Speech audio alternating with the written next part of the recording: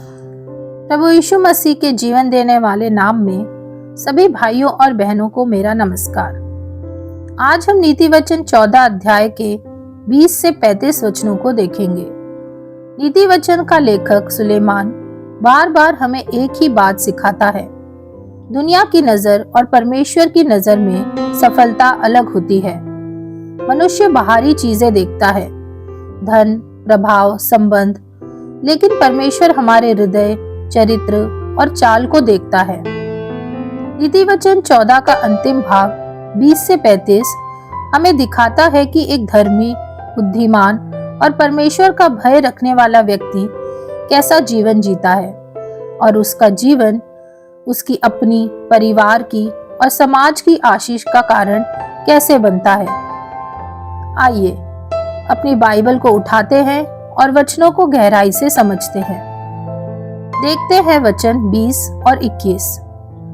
निर्धन का पड़ोसी भी उससे घृणा करता है, परंतु धनी के अनेक प्रेमी होते हैं। जो अपने पड़ोसी को तुच्छ जानता वह पाप करता है, परंतु जो दीन लोगों पर अनुग्रह करता वह धन्य होता है। यह वचन मानव हृदय की पापपूर्ण प्रकृति को उजागर करता है। परमेश्वर मनुष्य को उसके धन से नहीं, हृदय से देखता है, परंतु मनुष्य धन को देखकर संबंध बनाता है। यह संसार का टेढ़ा न्याय है। इसे आप देख सकते हैं 1 शमूएल 16:7 में। करुणा परमेश्वर का स्वभाव है। दीनों पर दया करना परमेश्वर के चरित्र को अपने जीवन में प्रकट करना है। आज भी समाज का यही हाल है कि जो उपयोगी है लोग उसी के आसपास रहते हैं।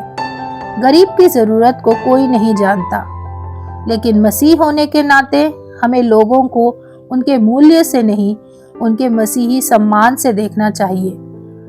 इसलिए धन के आधार पर लोगों को न आंकें, गरीबों के प्रति तिरस्कार न रखें, क्योंकि परमेश्वर छोटे और दबे कुचलों के साथ है। दया का फल परमेश्वर ही देता है। नीति वचन 19:7। देखते हैं वचन 22।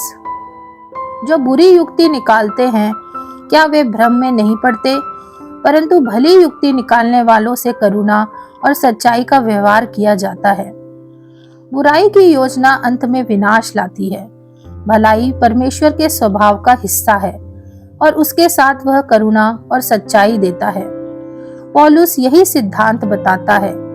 जो कुछ सत्य, जो कुछ आदरणीय, उन पर ध्यान लगाया करो। फिलिपियो 4:8। हमारा मन ही हमारे भविष्य का मार्ग बनाता है। गलत सोच जीवन के गलत दिशा में ले जाती है। देखते हैं वचन 23। परिश्रम से सदा लाभ होता है, परंतु बकवाद करने से केवल घटती होती है। यह अत्यंत व्यवहारिक सत्य है। परमेश्वर परिश्रम को आशीष देता है। चंगाई, वृद्धि और फल परिश्रम के पीछे हैं। पौलुस भी कहता है, जो काम करना नहीं चाहता वह खाने भी न पाए। 2 थिस्सलुनीकियों 3:10। बातें करना आसान है, लेकिन परिश्रम परिणाम लाता है। आध्यात्मिक जीवन में भी प्रार्थना, वचन, सेवा, इसमें परिश्रम चाहिए। आगे बढ़ते हैं वचन 24 से 25 वचन की ओर। बुद्धिमानों का धन उनका मुकुट ठहरता है, परंतु मूर्ख से केवल मूर्खता ही उत्पन्न होती है। सच्चा साक्षी बहुतों के प्राण बचाता है, परंतु जो झूठी बातें उड़ाया करता है उससे धोखा ही होता है। बुद्धि परमेश्वर का उपहार है और यह धन से भी बढ़कर जीवन को सुंदर बनाती है। परमेश्वर सत्य का परम स्रोत है। झूठ परमेश्वर के स्वभाव के विपरीत है। निर्गमन 20:16 में परमेश्वर कहता है, झूठी गवाही न देना। इसलिए प्रियो, धन से अधिक बुद्धि को खोजिए। बुद्धिमान वही जो परमेश्वर का भय मानता है। अपने शब्दों से किसी की प्रतिष्ठा, जीवन या मनोबल को न गिराएं। हर परिस्थिति में सत्य बोलें। भरोसे का जीवन परमेश्वर और मनुष्य दोनों को प्रसन्न करता है। देखते हैं वचन 26 और 27। यहोवा के भय में दृढ़ भरोसा है और यह उसकी संतानों के लिए शरण स्थान होगा।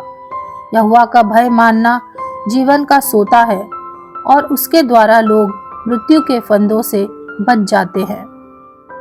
यह 2 वचन पूरे नीति वचन का केंद्रीय विषय है। यहोवा का भय डर नहीं बल्कि उसका सम्मान, समर्पण और आज्ञाकारिता है। परमेश्वर का भय जीवन देता है, आध्यात्मिक और शरीर दोनों को। नीति वचन 7 कहता है, यहोवा का भय ज्ञान का मूल है। और भजन संहिता 34:9 कहता है, जो उसको डरते हैं उन्हें किसी बात की घटी नहीं होती। परमेश्वर में चलने वालों को सुरक्षा, दिशा और स्थिरता मिलती है। बुरे निर्णय, गलत आदतें और आध्यात्मिक ठहराव से बचने का सबसे बड़ा तरीका परमेश्वर का भय है। आपके विश्वास का प्रभाव आपके बच्चों पर भी पड़ता है। यहोवा का भय परिवार में शांति और सुरक्षा लाता है। आगे बढ़ते हुए देखते हैं वचन 28 से 31। राजा की महिमा प्रजा की बहुतायत से होती है, परंतु जहाँ प्रजा नहीं वहाँ हाकिम नाश हो जाता है। जो विलंब से क्रोध करने वाला है वह बड़ा समझ वाला है, परंतु जो अधीर है वह मूर्खता को बढ़ाता है। शांत मन तन का जीवन है, परंतु ईर्ष्या से हड्डियां भी गल जाती हैं। जो कंगाल पर अंधेर करता वह उसके कर्ता की निंदा करता है, परंतु जो दरिद्र पर अनुग्रह करता वह उसकी महिमा करता है। वचन 28 हमें बताता है कि नेतृत्व की महानता उसके अनुयायियों की भलाई से मापी जाती है। सच्चा नेता वह है जो लोगों को बढ़ाता है, न कि दबाता है। परिवार, चर्च, नौकरी, हर जगह यह सिद्धांत लागू होता है। वचन 29 में हम देखते हैं कि धैर्य आत्मा का फल है। उतावलापन विनाश और टूटन लाता है। क्रोध मन की बुद्धि को अंधा कर देता है, परंतु धैर्य में परमेश्वर की आवाज सुनी जाती है। याकूब 1:19 कहता है, सुनने में शीघ्र, बोलने में धीमे और क्रोध में धीमे रहो। वचन 30 कहता है कि आंतरिक शांति परमेश्वर के देन है और ईर्ष्या पाप की जड़ है। शांत मन आपके स्वास्थ्य और खुशी दोनों का सूत्र है। इसलिए दूसरों से ईर्ष्या न करें। हर व्यक्ति का मार्ग परमेश्वर ने अलग बनाया है। वचन 31 हमें बताता है कि गरीबों का अपमान परमेश्वर का अपमान है, क्योंकि वह सभी का सृष्टि करता है। गरीबों को दुखी करना, अबला का शोषण, जरूरतमंद को अनदेखा करना, यह सब परमेश्वर के विरुद्ध पाप है। बल्कि दया करने वाला परमेश्वर का सम्मान करता है। देखते हैं वचन 32 से 35।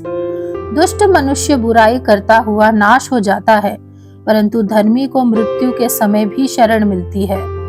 समझ वाले के मन में बुद्धि वास किए करती रहती है, परंतु मूर्ख मनुष्य बुद्धि के विषय में कुछ भी नहीं जानता। जाति की बढ़ती धर्म ही से होती है, परंतु पाप से देश के लोगों का अपमान होता है। जो कर्मचारी बुद्धि से काम करता है उस पर राजा प्रसन्न होता है, परंतु जो लज्जा के काम करता उस पर वह रोष करता है। प्रियजनों, धर्मी की आशा मृत्यु के पार भी है। मृत्यु के समय केवल एक ही चीज कायम रहती है, परमेश्वर पर विश्वास। धर्मी का अंत महिमामय होता है। वचन 33 कहता है, राष्ट्र या समाज की बढ़ती उसके नैतिक और आध्यात्मिक चरित्र से होती है। घर, चर्च, समुदाय और देश सब धर्म से उठते हैं। भ्रष्टाचार, अन्याय, हिंसा जैसे पाप राष्ट्र को गिरा देते हैं।